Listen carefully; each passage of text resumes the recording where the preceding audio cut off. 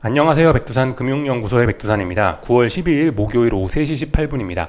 어제 미국과 유럽은 상승 마감은 했지만 분위기가 그렇게 좋지만은 않았다라고 말씀을 드렸습니다.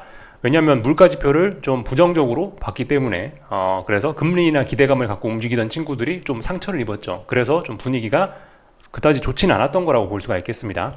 그래서 아침에 말씀드렸던 거 좀 정리를 하자면은 호재 하나 악재 하나가 있었던 거죠. 호재는 엔비디아가 급등했다라는 거, 반도체가 급등했다라는 거.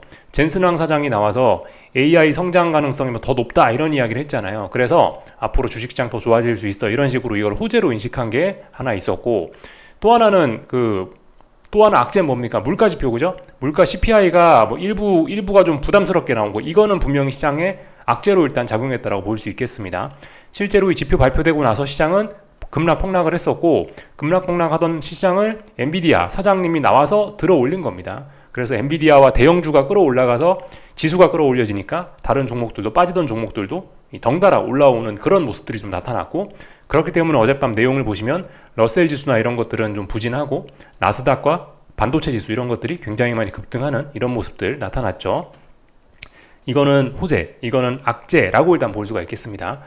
근데 어쨌든 이거는 좀 다소 표면적인 이야기고요. 조금 좀 이제 심층적인 이야기, 물가지표와 관련된 조금 심층적인 이야기를 좀 한 가지만 좀 하자면은, 어제 밤에 50bp 인하 확률이 감소했죠. 어젯밤 물가를 보니까 높아서 50bp 인하는 안 될 것 같아. 25bp만 인하하자라는 생각이 시장에 널리 퍼지지 않았습니까? 그것 때문에 충격 먹어서 장 초반에 미국 증시가 흔들렸잖아요. 그죠? 사실 이 50bp를 인하를 못한다, 25bp만 인하한다는 게 사실 근데 시장에는 더 건전한 내용이긴 합니다. 왜냐면은 50bp를 인하한다라는 거에 밑바탕에 뭐가 깔려있죠? 50bp 인하한다라는 거는 연준이 지금 미국 경제에 대한 자신감이 없고 50bp씩이나 급하게 금리를 내려야 될 만큼 경제 상황이 안 좋다라는 밑바탕에 깔려있는 거기 때문에 50bp를 인하하는 거는 사실 물론 시장 참가자들은 50bp 인하를 기대한다, 채권 시장은 기대를 한다라고 이야기는 합니다만은, 아무튼 이 50bp 인하는 경제가 안 좋다라는 인상을 줄 수 있어서 막재일 가능성이 좀 높긴 높습니다. 물론 근데 일단 표면적인 관점에서 봤을 때 일단 CPI가 높게 나와서 25bp만 인하한다는 거는 일단 악재라고 일단 우리가 가볍게 생각하시면 됩니다. 물론 이제 실질적으로 따져보면은 50bp 인하하는 게 더 증시에 안 좋을 수 있지만, 장기적으로는 단기적인 측면에서 봤을 때, 그죠? 25bp 인하한다라는 거는 지금 금리나 기대감으로 먹고 사는 주식시장이기 때문에 이런 거는 조금 실망감으로 다가올 수 있다. 그래서 장 초반에 급락을 했던 거다. 이렇게 생각하시면 될 것 같습니다. 예를 들어 50bp를 인하한다라고 하면 어떻게 되겠습니까? 우리 요즘 엔캐리 청산 이런 거 많이 이야기 나오잖아요. 엔화가 어떻게 되겠냐고요. 50bp를 인하하면은 엔화 초강세 나오겠죠. 엔화 초강세 나오면 어떻게 될까요? 주식시장 박살 나겠죠. 이런 측면에서도 좀 생각을 해볼 필요가 있겠습니다. 그래서 이래저래 어쨌든 50bp 인하라는 거 자체는 일단은 오히려 시장의 악재일 수도 있는데, 근데 어쨌든 50bp 인하한다, 당장은 50bp 인하하지 않는다니까 시장이 좀 실망하는 그런 표정을 현재 단기적으로는 보이고 있긴 하다. 아무튼 그래서 중요한 거는 CPI는 악재로 인식을 했고, 엔비디아 이거는 좋은 쪽으로 인식을 했죠. 그래서 호재 하나 악재 하나가 있는데, 이와 관련해서 이걸 아시아장에서는 어떻게 반응을 할까, 아시아장은 어떻게 과연 반응을 할까 굉장히 궁금했었는데, 아시아장은 그냥 무조건 좋다 라는 식으로 막 급등을 하더라고요. 다 같이. 중국 제외. 중국은 우리 모두가 오르면 중국은 떨어지고, 우리 모두가 떨어지면 중국은 올라가는 약간 청개구리 같은 그런 특징을 좀 가지고 있어서 중국은 예외적이었는데, 오늘 아시아 증시는 약간 선별적으로 움직일 줄 알았거든요. 반도체 관련된 건 오르고 나머지 친구들은 금리나 관련된 이런 친구들은 좀 하락하고 이럴 줄 알았는데, 무조건 좋다라는 식으로 일단 반응을 하는 것 같더라고요. 그래서 일단 아시아 증시는 오늘 굉장히 분위기가 좋았다, 중국 제외해서요. 그래서 오늘 내용 보시자면은 일본 증시가 3.5% 올랐고요. 중국 증시는 보시다시피 분위기가 안 좋았습니다. 요즘 계속해서 하락하고 있는데 이 정도 좋다, 이 정도 상승한다, 별 의미 없겠죠, 그죠? 아직 중국은 바닥 따지기가 잘 안 되고 있다, 이렇게 생각하시면 될 것 같고, 한국 증시도 말도 안 되는 폭등을, 정말 엄청난 폭등을, 급등을 하는 그런 모습이 나타났습니다. 어차피 근데 코스피는 반도체, 삼성전자가 껴 있으니까 이런 거 예상이 됐었죠, 그죠? 코스피는 강할 수 있다. 근데 오늘 코스닥도 굉장히 강했습니다. 코스닥은 상승률이 어마어마했는데, 코스닥까지 그렇게 강할 거라고는 개인적으로 좀 상상이 좀 잘 안 됐는데, 아무튼 그런 일들이 나타나더라고요. 그래서 사실 이제 이쯤 됐으면은 이렇게 아시아 증시까지 반응이 좋으면은 이 전반적으로 일단 다들 단기 바닥은 만들었다라고 봐야 되는 게 아닐까 좀 이런 생각이 좀 들긴 들더라고요. 오늘 아침에는 제가 이렇게 세계 증시라는 표현은 안 썼거든요. 근데 오늘 아시아 증시까지 이렇게 반응이 좋은 걸로 봐서는 이제는 뭐 이제 이 정도면 세계 증시는 단기 바닥을 만드는 모습인 것 같다라고 이렇게 말씀을 드려도 될 것 같긴 합니다. 바닥이 나온 거죠. 그죠? 오래간만에 줄줄줄줄 빠지다가 오래간만에 눈에 띄는 급등이 뭐죠? 의미 있는 매수세를 보여주는 거고, 의미 있는 매수세가 어딘가 저항을 돌파한 척 하는 거니까 뭐 물론 조금 확인은 더 필요할지 모르겠습니다만은, 일부 확인이 필요한 증시들도 더 있을 수 있습니다만은, 이 정도면 현실적으로 일단 바닥은 나왔다라고 봐야 될 것 같습니다. 자, 그래서 이쯤에서 생각을 해볼 게, 여기서 만약 바닥이 나왔다라고 한다면은 이제 지난번 바닥의 의미는 어떻게 되는 거죠? 지난번 8월 5일날 시장이 대폭락했을 때, 지금 보시는 차트는 나스닥입니다. 나스닥 일봉 차트인데 이 자리가 8월 달에 폭락했던 그 자리죠. 그렇다면 이 자리는 단기 바닥에서 이제 중기 바닥으로 조금 더 의미 있는 바닥으로서 의미가 업그레이드 될 겁니다. 그리고 이제 여기 어젯밤에 만들어 놓은 어젯밤에 확인한 이런 자리들이 이제 어떤 새로운 단기 바닥이 또 되는 거겠죠. 그래서 이제 이 자리가 좀 중요해질 겁니다. 지금 이 자리에서 지금 이제 단기 바닥은 확인했으니까 올라가겠죠. 어디까지 올라갈까요? 그건 일단 알 수는 없지만 이렇게 생각하시면 되겠죠. 어젯밤에 일단 단기 바닥을 만들었다, 혹은 오늘 단기 바닥을 만들었다라고 말씀드리지 않았습니까? 그죠? 그렇다면 이 저점이 다시 붕괴되거나 아니면은 올라가다가 더 이상 못 올라가서 꺾이는 순간, 더 이상 올라가다 저항을 만들어서 못 올라가는 이때까지나, 아니면은 저점을 붕괴시키는 이 순간은 뭔가 잘못된 거겠죠. 그죠? 이런 일들이 나타나기 전까지는 계속 일단 계속 눌림시 매수. 왜냐? 바닥이 나왔으니까. 이 바닥을 해치기 전까지나, 아니면 지금 올라가기 시작한 이 상승 흐름이 끝나기 전까지는 계속 일단 매수로 접근을 할 수 있다는 겁니다. 다만 이제 근데 생각을 해보실 게 이런 게 좀 있는 것 같아요. 지금까지 최근에 이 하락이 좀 굉장히 좀 가파르고 급했죠. 그리고 굉장히 좀 오랫동안 지속이 된 측면이 좀 있긴 있습니다. 굉장히 지루하게 오래 빠지지 않았습니까? 그죠? 시장이 8월 22일부터 해서 9월 12일 어제인데, 사실상 이제 어제 단기 바닥 나왔다라고 말씀드렸으니까 나스닥 기준으로 해서 제법 오래 빠졌고, 끈질기게 빠졌고, 제법 좀 길게 빠지고 좀 하여튼 그랬어요. 그리고 8월 5일날 영향 이런 것도 있고 해갖고 어쨌든 불안감 등등 더해져가지고 조금 좀 찐득하게 좀 오래 빠진 감이 있습니다. 그래서 그런지 지금 여기서 일단 급반등이 또 나와버리고 있거든요. 급반등. 다만 이제 이런 급반등이란 부분 때문에 우리가 이제 어떤 대응을 하는 데 있어서는 약간 좀 차별화를 두거나 아니면 좀 경계를 해야 될 점은 있는 것 같습니다. 이게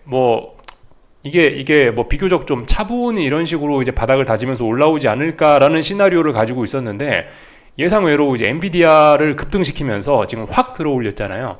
그리고 미국만 들어올린 게 아니고 지금 이제 미국, 일본, 한국 등등 주요국 증시들을 대부분 다 이렇게 훅 하면서 들어올리고 있기 때문에, 굉장히 급하게 들어올리기 때문에 여기서 이제 우리가 좀 몇 가지는 경계를 해야 되겠다 이겁니다. 그 경계해야 될 거 중에 한 가지는 뭐냐면은, 지나치게 급등을 해버리면 이게 자칫 잘못하면은 하락행차로 빠질 수도 있다라는 거 경계할 점 하나입니다.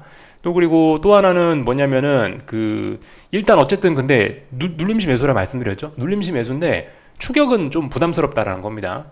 지금 상황에서 이렇게 강하게 올랐으니까 여기서 계속 따라서 막 주식을 산다, 이건 좀 뭐한 것 같고요. 만약에 우리가 그냥 계속해서 기다리고 즐거운 시간 보내고 있는데 한번 주식이 쿵 한다, 제한적으로 좀 쿵 한다 라고 한다면은 이런 때를 기다렸다가 좀 주식을 매수하는 그런 걸 해야지, 여기서 야 신난다, 이제 앞으로 대세 상승으로 가나보다, 이 쌍바닥 만들었다 이렇게 하면서 생각하기는 이렇게 접근하기는 좀 부담스러울 수 있다라는 거 두 가지를 좀 말씀드리고 싶습니다. 생각보다 급하게 움직이고 있기 때문에 이 급한 반발로 인해서 자칫 잘못하면 N자로 빠질 수 있다는 가능성 정도 생각해보기, 또 그리고 추격하지 않기, 눌림을 기다려보기, 이런 것들을 좀 염두하시면 좋을 것 같습니다. 말씀드렸죠. 그죠? 어차피 다 이래저래 말씀드린 부분이긴 한데, 지금가 예를 들어서 나스닥인데, 나스닥 여기서부터 이렇게 쭉 빠졌다고요. 일봉에서 쭉 빠지고 지금 여기서부터 급하게 올라왔잖아요. 다 말씀드린 거긴 한데, 여기서 이제 이 단기 바닥 만들었다라고 말씀드렸잖아요. 여기다가 단기 바닥을 만들었는데 만약에 이제 이 자리에서 그 단기 바닥을 만들어놨는데 이 자리를 붕괴시키면 어떻게 됩니까? 붕괴시키면 하락 N자로 빠진다고요. 그렇게 되면 이 자리 단기 바닥의 의미가 없어지겠죠. 그렇게 되면은 어떤 추세적으로 좀 굉장히 좀 시장이 좀 부진해질 가능성이 생기게 됩니다. 왜냐, 지금 생각을 해보세요. 지금 시장 좋게 보는 게 8월 5일날 폭락했던 게 중기 바닥이 되는 거고, 여기가 단기 바닥이 되면 저점이 이렇게 높아지면서 이제는 뭐다? 요런 식으로 이제 상승 추세가 이어지나 보다 라고 우리가 상승을 이렇게 생각을 할 수 있잖아요. 근데 만약 여기서 전저점 붕괴시켜버리면, 만약 여기서 이게 하락 N자로 빠져버리면 큰일 날 수 있겠죠. 그거 경계하자라는 겁니다. 혹시나 지금 너무 이제 좀 급격하게 올라오고 있기 때문에 이거에 대한 반발이 또 나타나고 훅 빠질 가능성 정도 염두만 하자. 또 그리고 이 너무 급격하게 올라왔기 때문에 여기서 막 끝자락에서 막 주식을 매수하려고 하는 거라는 그런 거 매수하기보다는 좀 기다렸다가 만약에 다시 5일선 부근까지 내려온다거나 이런 식으로 하면 이제 5일선 눌림시 매수 이런 것들을 좀 생각하는 게 좋지 않겠냐 말씀드린 겁니다. 좀 전에 말씀드렸던 그 내용을 이제 차트를 보면서 좀 말씀을 드린 거예요. 너무 급하게 올랐기 때문에 이런 점들을 주의하자 말씀드린 겁니다. 그리고 이게 뭐 나스닥이나 뭐나 사실 어떤 차트를 보나 대부분 다 상황은 비슷하긴 한데요. 말씀드렸다시피 여기서 이제 급등을 해버렸잖아요. 나스닥만 해도 지금 한번 보시면은 좀 경계를 하셔야 될 점들이 좀 몇 가지가 보이는 게, 급등을 하는 나머지 지금 보시면 예를 들면은 여기는 초록색 진한 선이 21선입니다. 여러분들 아시다시피 어떤 단기적인 혹은 뭐 중기적인 관점에서 21선의 어떤 그런 중요성은 우리가 기술적 분석 책에서 우리가 많이 봤던 것 같아요. 그죠? 그런 21선이 하루 만에 코앞에 다가왔다. 하루 만에 급등을 해가지고 하루 만에 이게 코앞에 다가왔다. 좀 부담스러운 요인이라 볼 수 있겠습니다.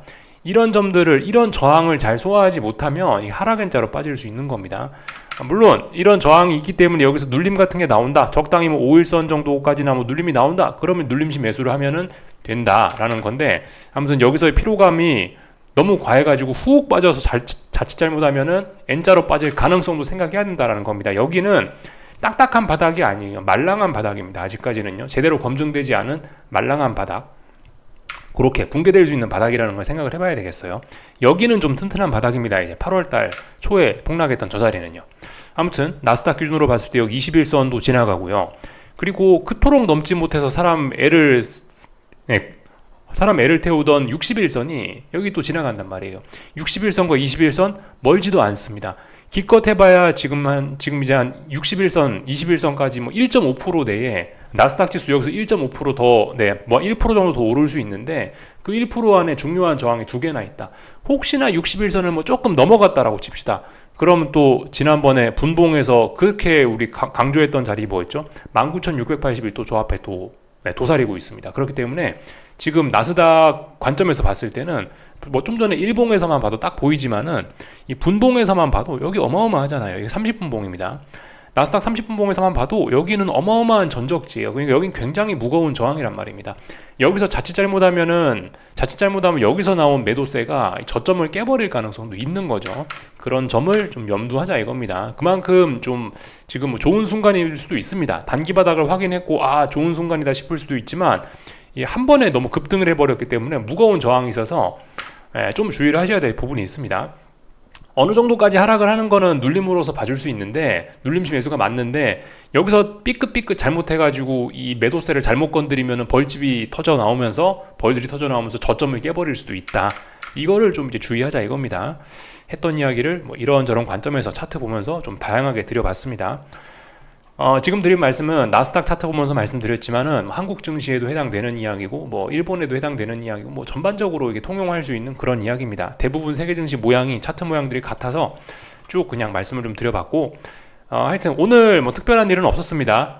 오늘 뭐 다 같이 올랐고, 오늘 밤에는 미국 물가 지표 하나 더 발표가 되는데 별로 중요한 지표는 아닙니다. 그냥 없다 생각하시고 그냥 평상시처럼 차트만 들여다보면서 매매하실 분들은 매매하시면 될 것 같고요. 그리고 오늘 참 고용지표가 하나 발표되긴 합니다. 뭐 특별한 거는 없을 거라고 생각을 합니다만은 뭐 일단은 뭐 고용지표 정도는 뭐 조금 더 그래도 주목해서 보자. 뭐 이 정도 이야기. 뭐 어쨌든 근데 이번 주는 중요한 건 다 끝났어요. CPI 발표되면서 일단 중요한 건 끝났습니다. 이제는 없어요. 다음 주 수요일, 다음 주 FOMC 회의까지는 이제 특별한 이벤트가 없다라고 보실 수가 있겠습니다. 그래서 뭐 이런 것들이 있다라는 거는 참고적으로만 알고 가시면 될 것 같고, 유로존에서 금리 결정하네요. 근데 뭐 미국 증시하고 뭐 그렇게 큰 상관은 없으니까 일단 그냥 패스하겠습니다. 이런 일들이 있었다, 참고적으로 좀 보시면 되겠고, 참고로 근데 이 유로존의 금리 결정은 채권 시장에는 좀 영향을 미칠지도 모르겠어요. 채권 시장을 좀 보자고요. 지금 채권 시장이 약간 좀 변화가 좀 올랑말랑하는 좀 그런 순간이거든요. 그죠? 왜냐면은 이제 한동안 어떻습니까? 지금 어젯밤에 주식이 막 이제 올라오기 시작했잖아요. 지금까지 움직임이 뭐였죠? 주식 떨어지고, 금리 떨어지고, 이런 게 요즘 같이 떨어지지 않았습니까? 또 원자재 떨어지고, 이런 것들이 같이 진행이 됐었는데, 하나의 시세로 묶여서 같이 움직였었는데, 어젯밤에 주식이 올라왔죠? 그러면서 어젯밤에 금리가 떨어지다가 약간 올라오려 그러고 있죠? 근데 오늘 밤에 22 통화정책회의 있으면은 조금 더 금리가 올라갈지도 모르겠다라는 건 생각 정도. 채권 시장의 움직임이 약간 지금 좀 단기적으로 너무 상승이 또 과하다, 이런 이야기가 좀 있긴 있거든요. 지금 레벨이, 지금 채권 시장, 지금 채권 금리는, 지금 여기 두 개 보시는 게 채권 선물인데요. 이 채권 선물 시장은 지금 너무 급격한 금리 인하를 이미 가격에 반영하고 있다라는 이야기들이 좀 많이 나오고 있긴 합니다. 그래서 어쨌든 지금 이제 계속해서 밀려 올라가고는 있는데, 계속해서 그래서 금리가 떨어지고는 있는데, 다들 부담은 있어요. 이거 맞냐? 금리가 계속 떨어지는 건 맞는데 그래도 좀 너무 급격하게 오른 거 아니냐라는 부담이 계속해서 있긴 있습니다. 그렇기 때문에 다소 좀 경계 정도는 좀 하자고요. 22 통화정책회의와 관련해서 채권 투자하신 분들 약간의 흔들림이 좀 발생할 가능성도 있다, 좀 주의하자, 이 정도 말씀드리면 될 것 같습니다. 다 봤고요. 유럽 증시는 잠시 후에 역시 상승 출발 예정입니다. 굉장히 또 많이 올라서 출발을 할 예정이네요. 얘도 세계 증시의 흐름을 따라가는 것 같습니다. 오늘 아시아 증시가 굉장히 강했고, 반도체와 상관이 없더라도 그냥 주식시장이 다 같이 단기 바닥을 만들고 올라가는 그런 느낌으로 보입니다. 유럽 증시도 큰 폭의 상승 출발 예정이고, 이쯤 됐으면 유럽 증시도 일단 바닥을 만들었을 가능성이 좀 높겠죠. 그래서 세계 증시는 바닥을 만들었다, 이런 식으로 말씀을 드리고 있고, 어쨌든 다들 지금 성질이 급합니다.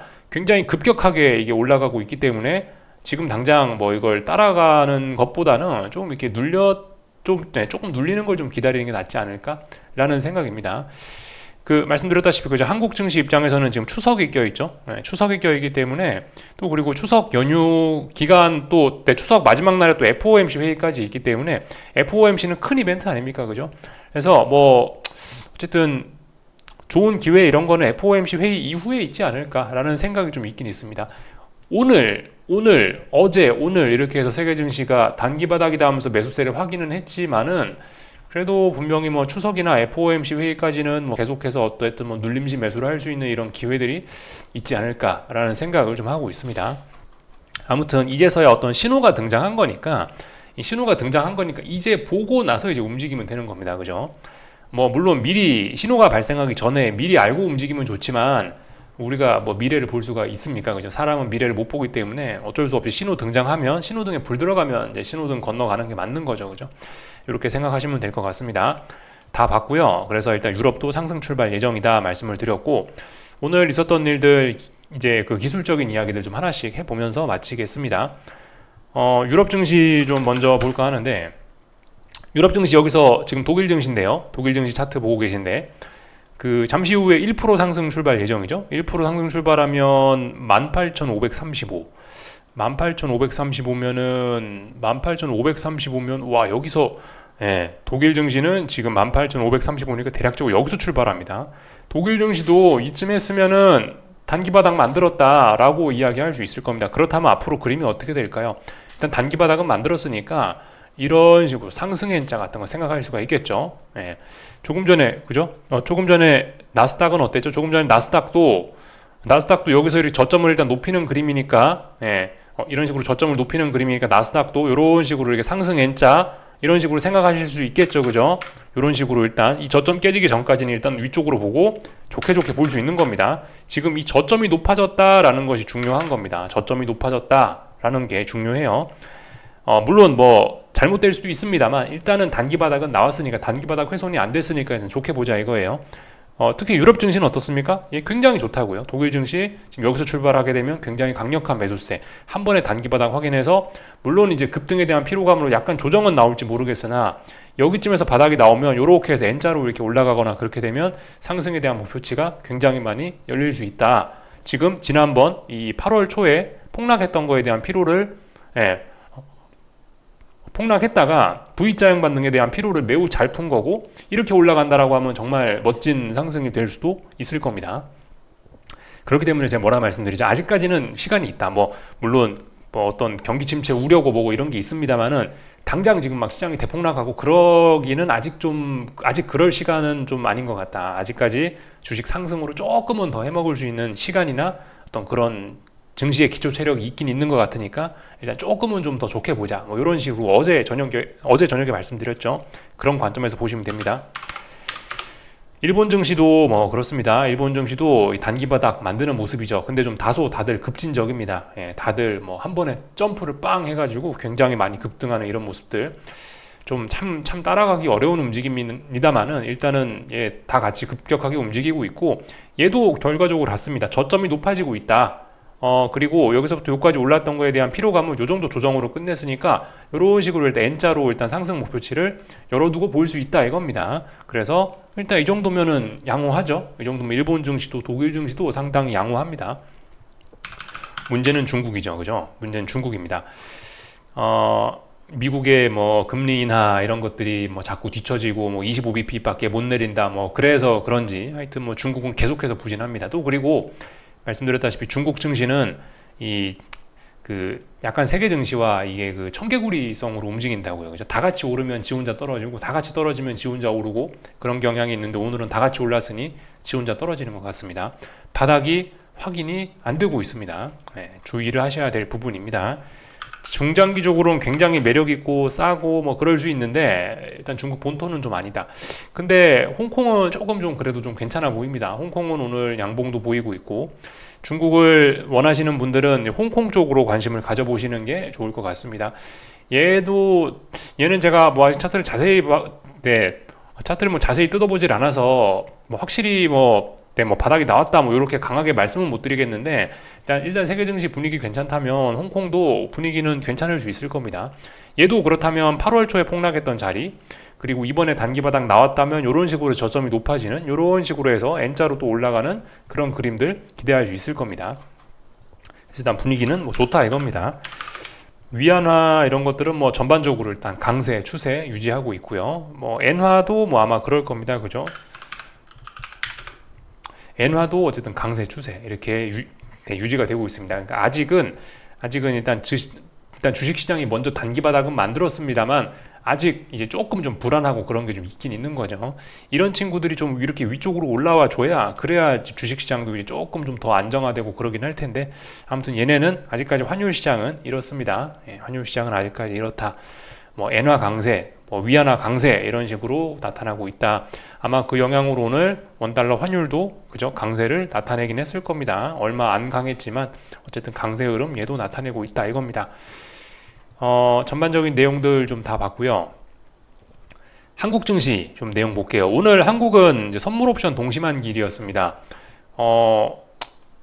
굉장히 참 독특한 시세가 참 나타났는데, 그래서 일단 오늘 급등을 해버리네요. 사실 코스피 같은 거 이런 식으로 이렇게 급등을 해버리면 먹을 수가 없죠. 어제 어떤 의미 있는 매수세 같은 게 보여야 매수를 해서 다음날로 넘기는데, 한국 증시는 이런 점이 참 아쉬운 것 같긴 합니다.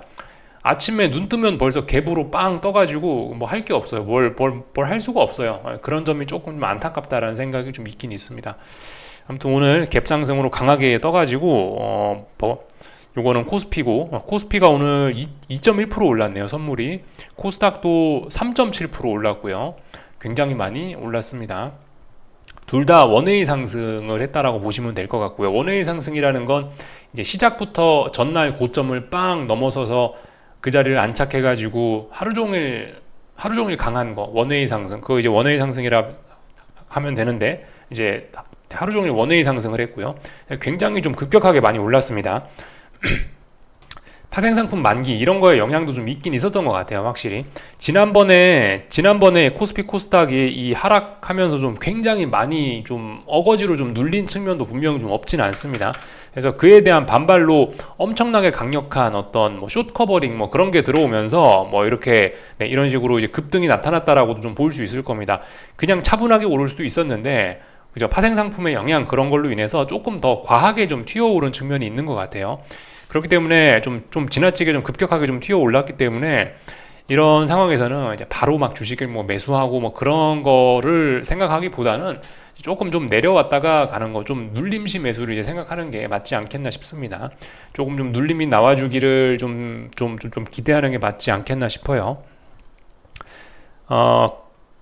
참고로 코스피 같은 경우는요, 이게 이제 너무 급하게 올라오다 보니까 아직까지도 사실 이게 의미 있게 어떤 뭐 매집의 흔적, 그러니까 어떤 바닥을 이렇게 천천히 다지면서 어떤 매집을 하는 그런 흔적은 일단은 잘 보이진 않습니다. 그래서 뭐 코스피 같은 경우는 이 뭐 중간에 한번 뭐 쿵 빠지면서 그 어느 정도 이 아래에서 다시 한번 지지력을 확인하는 그런 과정을 어떤 그런 지지력에 대한 테스트가 한 번쯤 일단 더 좀 나올 것 같긴 합니다. 대략적으로 이제 그 지지력 테스트의 한계를 한 336.5 대략적으로 이 정도 라인으로 좀 보고 있습니다. 대략적으로 이 정도가 지금 5분동 보고 계신 거고요. 337, 336 요 정도 사이에서 대략적으로 이 정도까지는 일단 뭐 눌림으로 인정할 수 있다라는 생각을 일단 가지고 보고 있습니다. 그거 밑으로 종가가 나와버리면 그건 좀 아닌 것 같고요. 어쨌든 뭐 336에서 337 정도 사이는 이 정도까지는 일단 눌림으로 좀 인정을 해줄 수 있을 것 같다 싶습니다. 코스피는 오늘 그렇게 튀어 올랐습니다만은 아직까지도 좀 굉장히 좀 약한 거라고 보시면 되겠습니다. 하여튼 코스피는 아직까지도 좀 제대로 바닥에 대한 검증이 좀 되지 않았다. 물론 뭐 단기 바닥 가능성은 굉장히 높다라고 봅니다. 근데 이제 튼튼하게 바닥을 좀 다지고 어떤 매집을 하고 그렇게 해서 천천히 이제 어떤 이평선들을 뭐 모아서 다시 방향성을 돌리고 이런 과정이 너무 좀 급격하게 진행이 돼 갖고 이 준비되지 않은 그런 것들이 있다고요. 그래서 그런 과정을 앞으로 시간이 좀 있잖아요. 이제 내일 혹은 뭐 아니면 이제 바로 추석 연휴 끝나고 나서 FOMC 뒤에 뭐 그런 게 있지 않습니까? 그죠? 그래서 이제 그때까지도 계속해서 좀 그런 걸 할 수 있을 것 같습니다. 그래서 제 생각에 이제 그런 걸 테스트하는 과정 중에 코스피 이런 거를 조금은 좀 매수해 볼 수 있는 기회가 올 수 있지 않을까라는 생각을 일단 하고 있어요. 코스닥은 근데 뭐 조금 좀 다르긴 하죠. 코스닥은 확실히 좀 다르긴 합니다. 코스닥은 이거는 분봉인데요. 코스닥 같은 경우도 코스닥은 이미 어제 이것도 말씀드리긴 했는데 어느 정도 이 매집의 흔적이나 이런 것들이 좀 보였다고요. 어느 정도 좀 매집의 흔적이나 이런 게 보였는데 이제 어제까지 확인을 했던 거는 하방 경직성을 확인했지 위쪽으로 올라가겠다라는 걸 확인한 것까지는 아니었거든요. 그래서 조금 좀 망설이고 있었는데 뭐 시작부터 확 튀어 올라가니까 뭐 어떻게 뭐 대응을 할 수가 없긴 했는데 아무튼 단기 바닥 이런 거는 조금 더욱더 이제 신뢰도가 좀 두터워진 거고 얘도 어쨌든 좀 눌림시 매수 이런 걸 좀 생각을 하면은 될 것 같긴 합니다. 코스닥은요 지금 이제 어떤 모양이냐면은 너무 급격하게 올라가지고 이걸로 보겠습니다. 제가 차트에 선을 너무 많이 그어놔가지고 코스닥 150 지수 같은 경우는 보시면 여기 있는 회색 선이 11선이거든요. 이 선택이 안 되지? 여기 제가 진한색으로 지금 제가 선택해 놓은 여기 있는 요거 보이시죠? 이게 11선이에요. 너무 급격하게 반등을 했기 때문에 11선 저항에 지금 탁 막혀가지고 일단 윗꼬리가 좀 달렸는데 어쨌든 오늘 한 번에 너무 확 튀어오른 거에 대한 그런 부작용, 11선에 대한 저항 이런 거의 영향으로 아마 잠시 정도 좀 눌림 같은 거는 뭐 기대할 수 있지 않을까. 그래서 5일선 정도까지는 눌리는 거 기대할 수 있을 것 같다 싶습니다. 그래서 일단 그런 식으로 좀 생각을 하시면 될 것 같다. 눌림시 매수로 접근을 해야지 이렇게 급격하게 오른 걸 이제 바로 따라가기는 좀 부담이 좀 있다라는 거고 하여튼 이래저래 생각을 해보면 결국 그냥 이제 한국 증시는 내일 하고 나면 이제 추석이잖아요. 추석 연휴 이후에나 어쨌든 뭔가를 움직이는 게 좀 맞지 않겠냐라는 생각이 좀 듭니다. 그래서 일단 뭐 다 말씀을 드린 것 같고요. 지금 하여튼 그래서 이 뭐 코스피건 코스닥이건 간에 여기는 빨간색 진한 선 보이시나요? 빨간색 진한 선. 빨간색 진한 선을 따라서 21선인데 이게 21선을 따라서 지금 이제 거의 뭐 한 달, 뭐 두 달 가까이를 지금 쭉 빠졌습니다. 코스닥은요. 코스피도 그렇고요. 쭉쭉쭉 빠졌죠. 지금 이런 과정에서 만약 여기가 이제 단기 바닥이 맞다라면 이번에 만들어낸 이 저점이 단기 바닥이 맞다라고 한다면은 이 21선이 이렇게 급격하게 내려오는데도 불구하고 저점을 높인 아주 긍정적인 사례를 만들어낼 수가 있게 됩니다. 그렇게 된다면은 뭐 조금 좀 21선 위쪽으로 좀 많이 좀 튀어 올라올 가능성도 뭐 생각은 해볼 수 있을 것 같아요. 근데 아무튼 이 모든 거는 전저점을 계속해서 지킨다라는 가정하에 또 그리고 위쪽 어딘가에서 저항이 누적돼 가지고 전환하는 신호를 보이지 않는다라는 가정하에 계속 오른다라는 가정하에 뭐 이렇게 일단은 조금 긍정적으로 볼 수도 있을 것 같긴 합니다.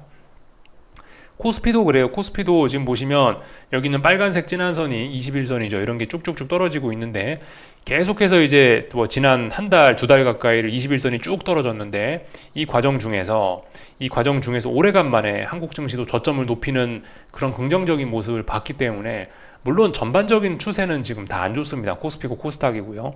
61선이만 꺾여 내려오고 있고 전반적인 추세가 고점이 막 낮아지고 있고 이런 모습들은 굉장히 안 좋긴 한데 어쨌든 그 와중에도 지금 이렇게 쌍바닥을 만들고 이랬다면은 이런 21선을 잠시 극복하면서 제법 위쪽으로 조금 좀 올라올 수 있는 그런 공간이 있을 수 있습니다. 아직까지 그런 증시에 뭐 조금의 여유, 조금의 시간은 아직까지는 좀 있다라는 판단입니다.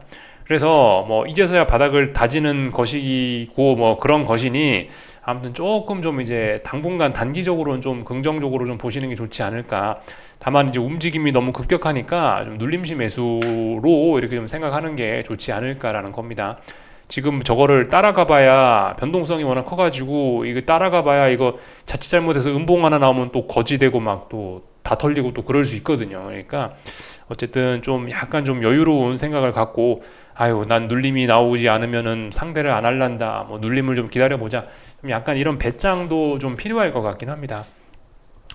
하여튼 코스닥이 좀 강하긴 강해요. 그죠? 보니까 확실히 코스닥이 물론 이제 전반적인 추세나 이런 걸로 보면 코스닥이 훨씬 안 좋긴 하나 뭐 상승률이나 뭐 아니면은 종목들의 뭐 내용이나 이런 걸 보면은 사실 코스닥도 뭐 나쁘진 않아 보이긴 합니다. 전반적인 건강 상태가 더 골골골해서 그렇지.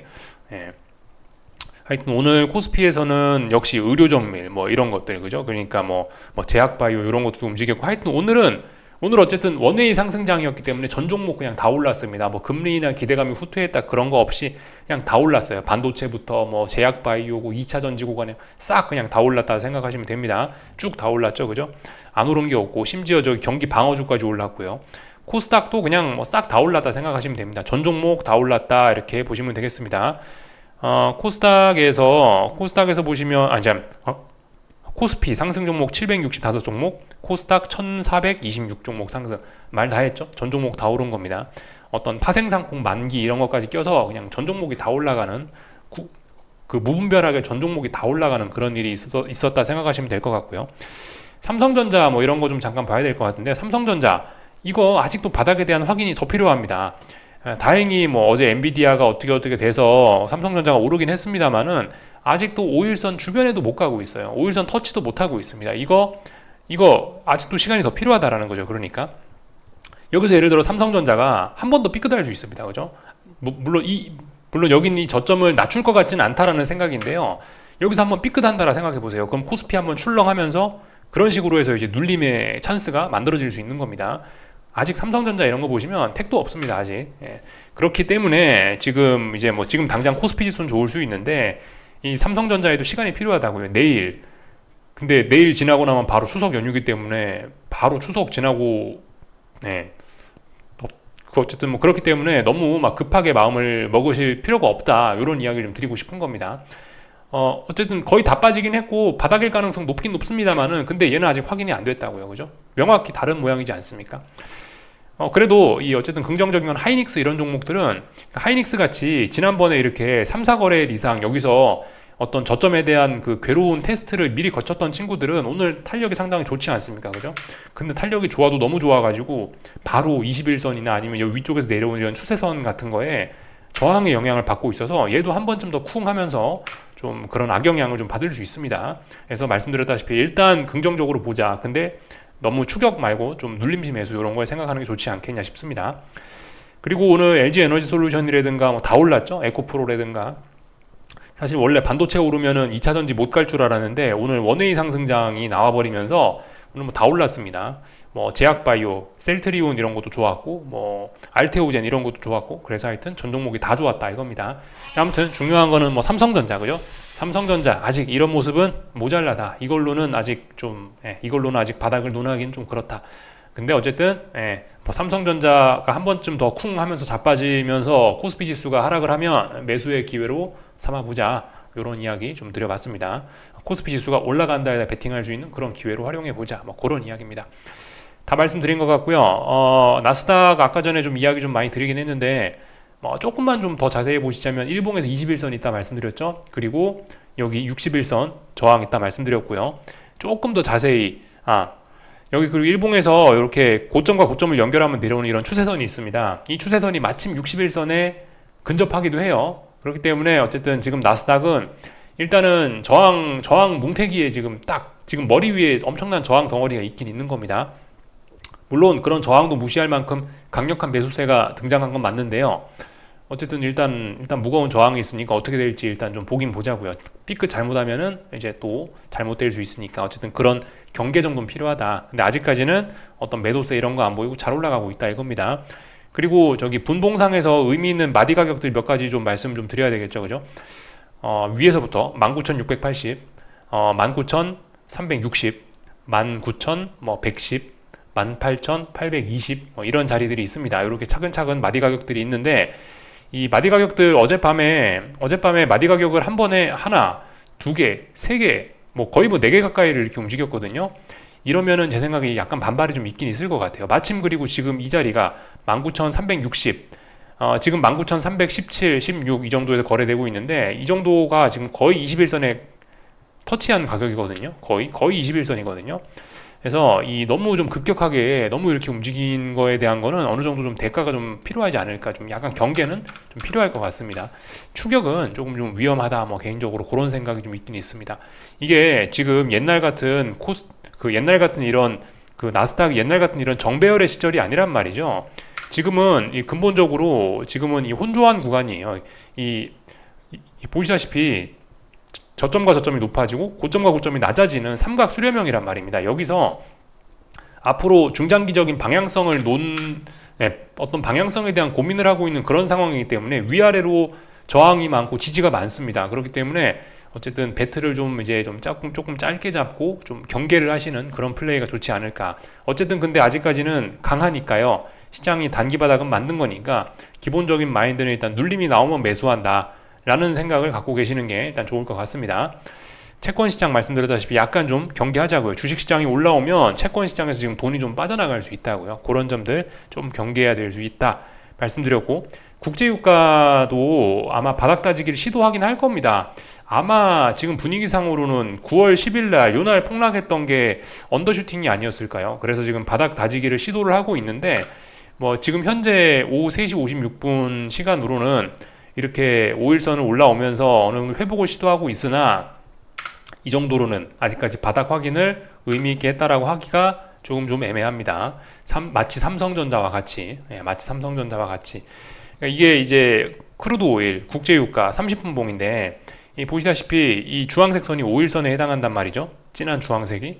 이 처음으로 지금 터치를 한 겁니다. 처음으로 터치를 했기 때문에 이런 것 같은 경우는 강력한 저항에 직면할 수 있습니다. 그리고 얘도 어떤 매집의 흔적이나 이런 것들은 일단 잘은 보이지 않아서 다소 좀 경계가 필요하지 않나 싶습니다.